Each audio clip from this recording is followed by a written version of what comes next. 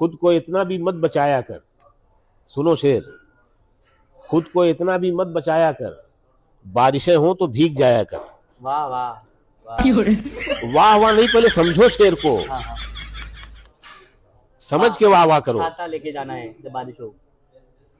अरे छाता नहीं, मैं भीगने की बात कर रहा हूँ। भीग हटा दो घर में छाता। पड़े रहते हो बिला वजह, अच्छा। बाहर निकलो, मौसम जो है उसका मजा लो, आनंद लो। और छाता भी, जवानी में छाता लेके कोई घूमता है? हम तो ऐसे ही भीगते थे। हाँ। बिस्किट खा लूं मैं? नहीं, अभी इसमें बाकी है शेर।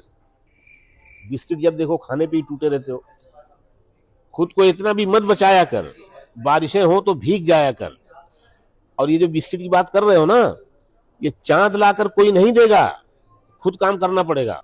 चांद लाकर कोई नहीं देगा, अपने चेहरे से जगमगाया कर। हाँ, बहुत बढ़िया।